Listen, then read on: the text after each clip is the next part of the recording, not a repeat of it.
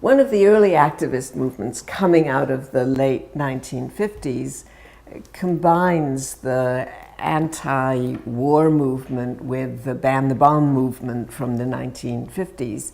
And much of what we know about those movements, we know because an activist in the movement, Amy Swerdlow, who then became a historian, has actually written a book that summarizes them. So we now know about Women's Strike for Peace, an enormously effective organization. Talk to us a little bit first about that women's peace movement. Let me just, I want to talk about the network.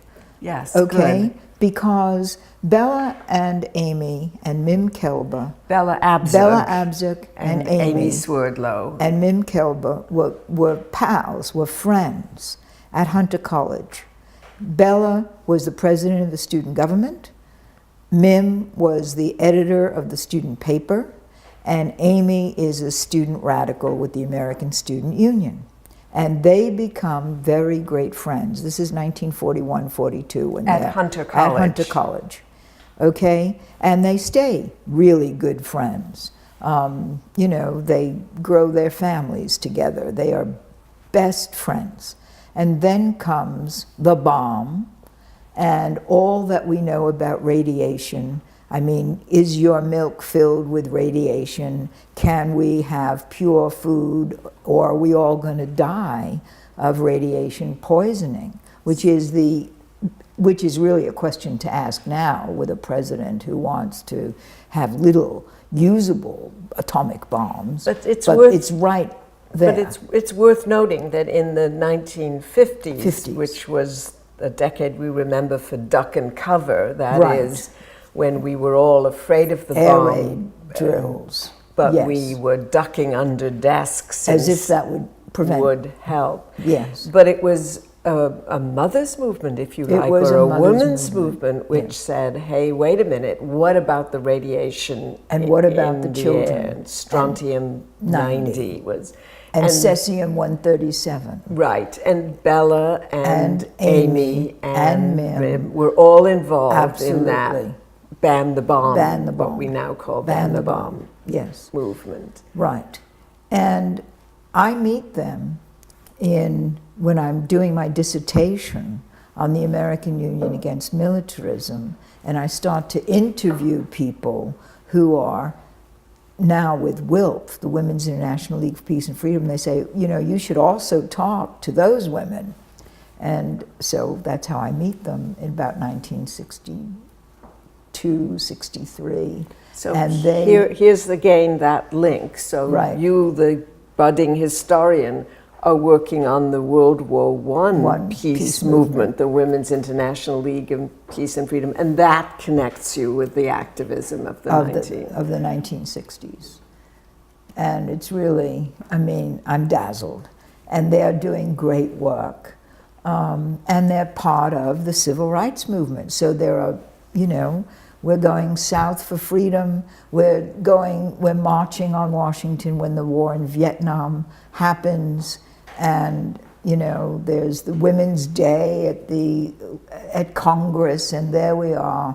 And Bella's in the front lines. But just Women's Strike is a peculiar organization, you might say, and it's peculiarly feminist in the days before that word was really used in the second wave. Can you talk about that?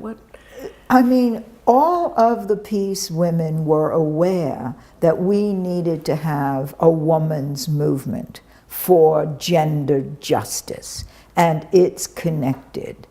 And a lot is going on. I mean, I think that we forget how much is going on. I mean, there are the beat poets, which includes Audre Lorde and Diane de Prima. And so they're in the civil rights movement. And then there's some awareness that the guys aren't treating the women with any respect. Okay?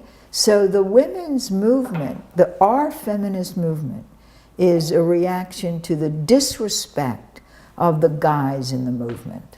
And that really is important? I was actually thinking about the way in which women's strike confronts that reality directly by refusing leadership or refusing to have any kind of hierarchical leadership. And they used to respond to press inquiries by saying, we are all leaders. We're all chair. We're all chair. We're all chair. And that itself was, nobody labeled it feminist, right. but it was certainly a unique way of fighting for peace or for anything else, right. for civil rights. Right.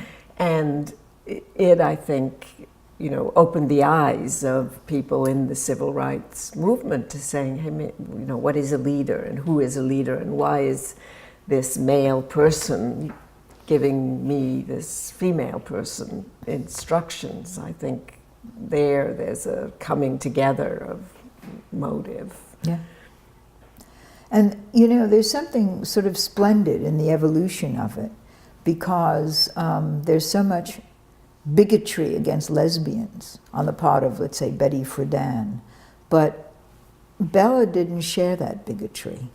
Although it's like, would this hurt us if you all started to come out and be, so it's in stages. Mm-hmm. And it's very interesting how the stages unfold. So before we move there, let's just follow Bella for a little bit. So Bella comes out of the peace movement into the civil rights movement. No, she's really and a civil rights attorney. She's a civil rights attorney, right. Yes. So she's both. Yes. And then she moves into the National Organization for Women and then Congress. Right. And right. And in Congress, she is such a powerhouse. She is really a political leader who is galvanizing movements all over the country. But she's not very much liked, is she, by congressional not leaders? By the men. Not by the men. Not by the men, but by women leaders like Sissy Farenthold in Texas. I mean, there really is a big movement going on. And Bella is part of that movement of women in political life. So there are other women. There is Shirley Chisholm is in Congress in 1968, the first black woman in Congress. And Shirley Chisholm and Bella are allied.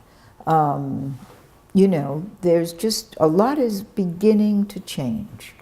But it's just beginning to change, and these are our heroes who are making the change happen. Fascinating. And yet when Bella runs for mayor of New York... Or senator, she loses. Right, she loses, right? Yeah. So it's a moment when women are allowed to participate. But not rule. Not to rule, not to wield power. Yeah. But then comes We Do. First comes the national... she and Mim Kelber start a national women's leadership group. And they do a lot of publicity and a lot of journalism about national women's leadership. And when does that begin, We Do? I guess it begins in the 70s, so 80s. After she's defeated. After she's defeated for the Senate. Right, for the Senate. And the Women's Environmental Development Organization becomes this really critical global movement for environmental sanity, for conservation. Can we save the planet? It's endangered.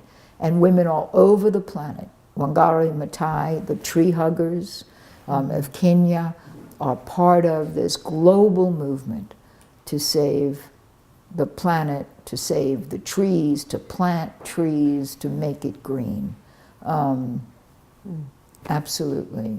Urgent material. It's fascinating to me that when we look at the work that Eleanor does, and it sort of rotates around the fulcrum of social justice, and we look at the work that Bella does, which also rotates in a different way, but still around this issue of social justice.